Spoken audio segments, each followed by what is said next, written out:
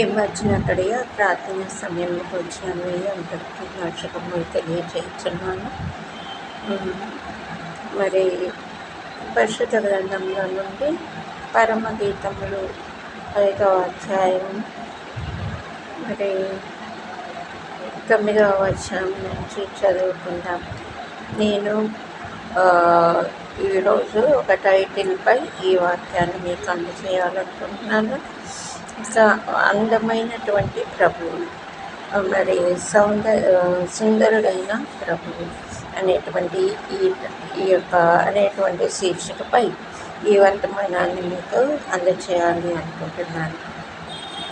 సృష్టికర్త అయిన దేవాతి దేవుడు చాలా అందమైన వ్యక్తి, చాలా సుందరుడు, ఆయన అతి మనోహరుడు, అతి కాంక్షణీయుడు. ఆయన్ని మనం కొన్ని వేల మంది ప్రజల్లో కూడా ప్రభువాన్ని మనము గుర్తించవచ్చు. అలాగా ప్రభువు ఈ లోకంలో నరరూపంలో జన్మించినటువంటి ప్రభు అయిన యేసుక్రీస్తు వారి గురించి పాత నిబంధన కాలంలో కూడా మరి పరమగీతాల్లో సొలొమోను రాస్తూ ఉన్నారు. ప్రభు యొక్క సౌందర్యాన్ని గురించి రాస్తూ ఉన్నారు. ఇక్కడ షూలమ్మితి, ఆమె నల్లనిదైనా కూడా చాలా చక్కనైన స్త్రీ. మరి ఆమె వాళ్ళ అన్నయ్యలందరూ కూడా ఆమె నల్లనిది అనేసి ఆమెని ద్రాక్ష తోటలకి ఆమెని కాపలాగా పంపించేవారని మరి మామూలుగా ఇలాగా చరిత్రలో రాసి ఉంటుంది. ఏదైనా అంతగా నాకు తెలియవు కాబట్టి షూలమ్మితి మాత్రం నల్లనిదైన చాలా చక్కని స్త్రీ. అందుకే సొలొమోను ఆమెని చాలా ఇష్టపడి ఆమె స్త్రీలలో అధిక సుందరవగుదాన అనేసి ఆమెని పొగిడినట్టుగా మనం చూస్తూ ఉన్నాం. మరి ఈ షూలమ్మితి మరి ఈమె ఎక్కువగా దేవుని వైపు చూస్తూ ఉంది. ఆమె అనే శరీరరీతిగా ఎవరు ఇష్టపడకపోయినా కూడా ఆమె ఎక్కువగా ఆంతర్య సౌందర్యం గల స్త్రీగా దేవుని యొక్క సహవాసాన్ని కోరుకునేటువంటి స్త్రీగా మనము చూస్తూ ఉన్నాం. ఆమె ఎక్కువగా దేవుడే నా ప్రియుడు అన్నట్టుగా ఇక్కడ చక్కగా వివరిస్తూ ఉంది. ఇక్కడ చూస్తే ఈమె, అందుకని అది చదువుదాం.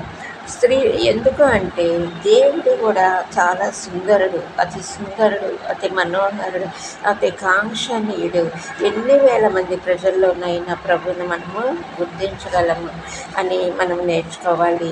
అలాగే మోషే 40 దినములు ఆయన కొండ మీద ఉపవాసం ఉండి ప్రార్థించి దైవ దర్శనం పొందుకున్నప్పుడు ప్రభువు వారిని ముఖాముఖిగా చూడలేకపోయాడు. అంత సౌందర్యవంతుడు, అంత తేజమయుడైన దేవుణ్ణి మరి ముఖాముఖిగా మోషే చూడలేకపోయాడు. ఆ యొక్క గ్లోని, ఆ వెలుగుని, ఆయన యొక్క సౌందర్యాన్ని చూడలేకపోయాడు. కాబట్టి అంత అతి సుందరుడైన, అతి కాంక్షణీయుడైన దేవుని గురించి ఇక్కడ మరి షూలమ్మితి ఎలా వర్ణిస్తుందో మనము చూద్దాము. స్త్రీలలో అధిక సుందరవగుదాన, వేరే ప్రియుని కన్నా నీ ప్రియుడు విశేషము ఏమిటి? నీవు మా చేత ప్రమాణము చేయించుకున్నట్టుకు వేరే ప్రియుని కన్నా నీ ప్రియుని విశేషము ఏమి? అంటే ఇది లోకరీతిగా తీసుకోవాల్సిన స్టోరీ కాదండి. మరి మంచి మనసుతో, పరిశుద్ధమైన హృదయంతో, పరిశుద్ధమైన ఆలోచనతో దీని గురించి మనం ఆలోచించవలసినటువంటి వారంగా ఉంటూ ఉన్నాం. ఇక్కడ ఆమె చెప్తుంది అందరితోటి, నా ప్రియుడు చాలా విశేషమైన వాడని చెప్తూ ఉంది. మరి ఆ ప్రియుడు ఎలాంటి వాడమ్మా, ఏంటి ఆ విశేషము మీరు అని ప్రజలు అడుగుతున్నప్పుడు ఆమె చెప్తా ఉంది, నా ప్రియుడు ధవళవర్ణుడు, రత్నవర్ణుడు, 10,000 మంది పురుషుల్లో అతన్ని గుర్తింపవచ్చును. అతని శిరస్సు అపరంజి వంటిది, అతని తల వెంట్రుకలు కాకపక్షముల వలె కృష్ణవర్ణములు. కాబట్టి నా ప్రియుడు ధవళవర్ణుడు, ఈజ్ వెరీ వెరీ ఏంటంటే ధవళ వస్త్రాలు వేసుకొని మరి చాలా వైట్గా అంటే చాలా వైటిష్ అన్నమాట. అలాంటి ధవళ వస్త్రాలు వేసినటువంటి వ్యక్తి ఎలా ఉంటాడో అంత ధవళ వర్ణుడు ప్రభువారు. అలాగే రత్నవర్ణుడు అని ఈమె ఆయన గురించి చెప్తూ ఉన్నారు. ధవళవర్ణుడు అంటే పరిశుద్ధుడు, రత్నవర్ణుడు అంటే ఆయన రక్షణ ఇచ్చేటువంటి ప్రియుడైనటువంటి దేవుడుగా, ప్రభు అయినటువంటి దేవుడుగా ఉంటూ ఉన్నాడు. 10,000 మంది పురుషులలో అతన్ని గుర్తించవచ్చు. మరి ఎంతోమంది పురుషుల్లో కూడా మరి అక్కడ సృష్టికర్త అయిన దేవుణ్ణి మనము ఎంతమంది పురుషుల్లో కూడా సృష్టికర్త అయినటువంటి దేవుణ్ణి మనము గుర్తించగలము అని ఆమె చెప్తూ ఉన్నారు.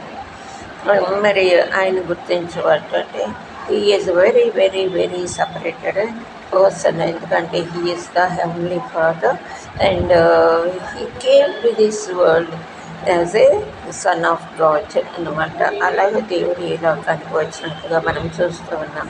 అతని శిరస్సు అపరంజి వంటిది.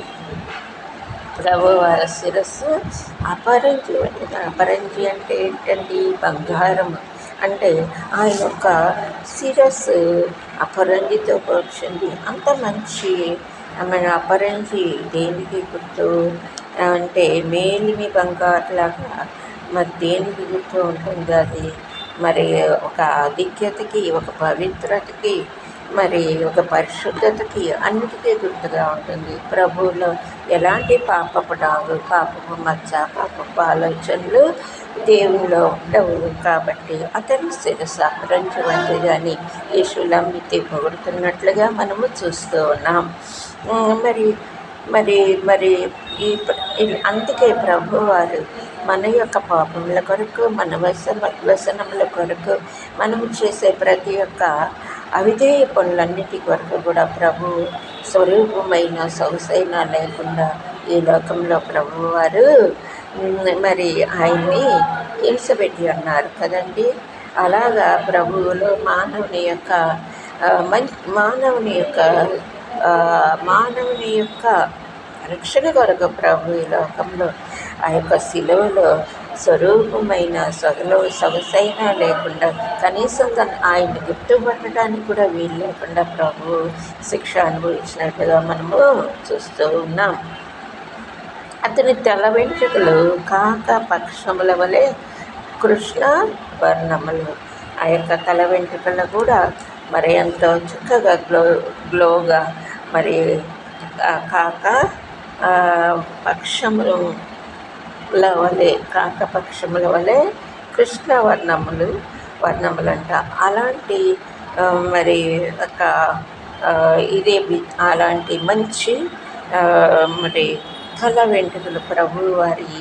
అలాగా సృష్టికర్త చాలా అతి సుందరుడైనటువంటి దేవుడు. నాకు ఎక్కువగా వర్ణించడానికి నాకు కూడా అంతగా తెలియటం లేదు, కానీ ప్రభువు చేసిన సృష్టికర్త చాలా సుందరుడు, అతి కాంక్షణీయుడు, అతి మనోహరుడైనటువంటి ప్రభువారని మాత్రం మనము తెలుసుకోవాల్సినటువంటి వారంగా ఉంటూ ఉన్నాం. అందుకే శూలమ్మికి ఎక్కువగా ఈ మనుషుల సహవాసం కంటే దేవుని యొక్క సహవాసాన్ని చాలా ఎక్కువగా ప్రేమించింది. ఎంత ఎక్కువగా ప్రేమించిందంటే ఆయనే నాకు ప్రియుడు, నా స్నేహితుడు అని చెప్పేటువంటి అంతగా దేవుని ప్రేమించింది. పరిశుద్ధ గ్రంథంలో చూసినట్లయితే దేవుని యొక్క వాక్యం కూడా సెలవిస్తూ ఉంది. మొదట నా నీతిని, నా రాజ్యాన్ని వెతకండి, అప్పుడు అన్నీ మీకు అనుగ్రహిస్తానని ప్రభువారు చెప్తూ ఉన్నారు కదా. అలాగా అలాగా మొట్టమొదటిగా దేవుణ్ణి అతిగా ప్రేమిస్తూ ఉంది. ఆయనే నా ప్రియుడు, నా స్నేహితుడని చెప్తూ ఉంది. అలాగా ఆయన యొక్క తల వెంట్రుకలు నొక్కులుగా కనబడుచు ఉన్నాయట. అతని నేత్రములు నదీ తీరమందు గువ్వల వలె కనబడుచు ఉన్నాయి. ఆ యొక్క పరిశుద్ధ దేవుని నేత్రాలు ఎలాగా కనబడుతున్నాయి అంటే నదీ తీరములందు గువ్వల వలె కనబడుచున్నాయి. ఆ గువ్వల్ని పాత కాలపు రోజుల్లో గువ్వల్ని, పావురాల్ని వాటన్నిటినీ కూడా దేవునికి ఏమిచ్చేవాళ్ళంటే వాటిని తీసుకెళ్ళి అర్పణగా ఇచ్చేవారన్నమాట గువ్వలు. ఆ గువ్వల్లాగా ఆ గువ్వలు పవిత్రతకి, పవిత్రమైన చూపులకి, పవిత్రమైనటువంటి జీవితానికి అవి సాదృశ్యంగా ఉన్నాయి. ఈ శూలంబతి ప్రభువారి యొక్క నేత్రాల్ని ఆ యొక్క గువ్వలతో నదీ తీరమున దొరికేటువంటి ఆ యొక్క గువ్వల వలె కనబడుతున్నాయని చెప్తూ ఉన్నారు. అవి పాలతో కడుగబడినట్లు ఉన్నాయి. అంటే అంత ప్యూరిటీ ఆయన యొక్క చూపుల్లో మనకు కనపడుతూ ఉంది. అంత పవిత్రమైనటువంటి చూపులు కలిగినటువంటి ప్రభువారు మన ప్రభు అయినటువంటి వారు. అందుకే ఆయనలో ఏ పాపం ఉండదు, ఏ దోషము ఉండదు. ఆయన నిష్కలంకుడుగా, పరిశుద్ధుడుగా, నిర్దోషిగా ఈ లోకంలో జీవించినట్లుగా మనము చూస్తూ ఉన్నాం. అవి చక్కగా తాచిన రత్నముల వలె ఉన్నాయి. అవి చక్కగా తాచిన రత్నాల వలె ఉన్నాయట ప్రభువారి ఆ యొక్క కన్నులు కదా. మరి ఎంతో అంటే రత్నాలు మరి అంటే ఎంత విలువైనటువంటి అలాంటి నేత్రాలు కలిగినటువంటి పరిశుద్ధ దేవుణ్ణి మనం ఆరాధిస్తూ ఉన్నాం. అతని చెక్కుళ్ళు పరిమళ పుష్ప స్థానములు, సుగంధ వృక్షముల చేత శోభిల్లు ఉన్నత భూభాగములు. అతని పెదవులు పద్మముల వంటివి, ద్రవరూపక జటామాంసు వలె అవి పరిమళించును. కాబట్టి ప్రభువారి చిక్కిళ్ళు పరిమళ పుష్ప స్థానములు, సుగంధ ద్రవ్యముల చేత శోభిల్లు ఉన్నత భూభాగములు. అతని పెదవులు పద్మముల వంటివి, ద్రవరూపక జటామాంసు వలె అవి పరిమళించును. కాబట్టి ఆయన పెదవులు పద్మాల్లాగా ఉంటాయంట. మరి అవి ఎలాంటివంటే జటామాంసు వలె అవి పరిమళించును. అంటే అంత సువాసనకర వెదజల్లేటువంటి మంచి మాటలు ప్రభువారి నోటి నుంచి వస్తాయి. ఆయన నోటి నుంచి ఎలాంటి కపటపు మాటలు కానీ, ఎలాంటి అపవిత్రమైన మాటలు కానీ, లేకపోతే ఎలాంటి మరి శరీర సంబంధమైనటువంటి క్రియలుగా కలిగినటువంటి మాటలు కానీ వారి యొక్క పెదవుల నుంచి రావు గనక, అందుకే అవి పెదవుల్ని పద్మాలతోటి పోల్చింది శూలమ్యతి. పద్మాలు ఎలా ఉంటాయండి? ఆ యొక్క పద్మాలు ఎలాగ తామర పుష్పాలు పద్మాలు ఎలా వస్తాయంటే అవి మన బురదలో నుంచి పైకి వస్తాయి. ఆ బురదలో నుంచి ఎప్పుడైతే పైకి వస్తాయో అవి వాటికి బురద అంటుకోవు. కానీ పైన తామర పుష్పాల పద్మాలు, వల్లి పద్మాలు ఎంతో చక్కగా, ఎంతో సౌందర్యవంతంగా పైనుండి వచ్చే సూర్యకాంతిని మరి అవి గ్రహించి చక్కగా వికసిస్తాయి. అలాగా ప్రభువు వారి యొక్క పెదవులని ఆ యొక్క పద్మాలతో పోల్చింది ఈవిడ. అవి జటామాంసి వలె, ద్రవరూపక జటామాంసి వలె అవి పరిమళించును అని మరి ఈ యొక్క శూలమ్యతి చెప్తూ ఉంటా. అంత పరిమళమైన జీవితం మరి సృష్టికర్తగా కలిగి ఉన్నట్లుగా మనం చూస్తూ ఉన్నాం. అతనికి కరములు తార్షీషు రత్నభూషితమైన స్వర్ణ గోళము వలె ఉన్నాయి. కరములు అంటే ఆ యొక్క చేతులు ఎలా ఉన్నాయి అని ఆమె వర్ణిస్తూ ఉన్నారంటే, తార్షీషు భూషితమైన స్వర్ణ గోళముల వలె ఉన్నవి. అతని కాయము నీలరత్న ఖచ్చితమైన విచిత్రమగు దంతపు పనిగా కనబడుతుంది. ఇంతగా విశ్లేషించారు ఈ యొక్క శూలమ్యతి దేవాది దేవుడిని. మరియు అతని కాళ్ళు మేలిమి బంగారు మట్లయందు నిలిపిన చలువరాతి స్తంభముల వలె ఉన్నాయి. దేవుని యొక్క పాదాలు ఎలా ఉన్నాయమ్మా? మేలిమి బంగారు మట్లయందు మరి నిలిపిన చలువరాతి స్తంభముల వలె ఉన్నాయి. కాబట్టి దేవుడు పరిశుద్ధుడు, పరిశుద్ధుడు, పరిశుద్ధుడు.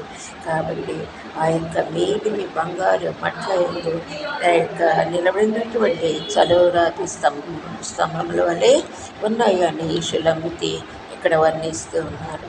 అతని వైఖరి లెబానోను పర్వత తుల్యము, అది దేవదారు వృక్షములంతా ప్రసిద్ధము. అంటే లెబానోను పర్వతాలు ఎంతో సౌందర్యం, లెబానోన్ సౌందర్యం అంటారు.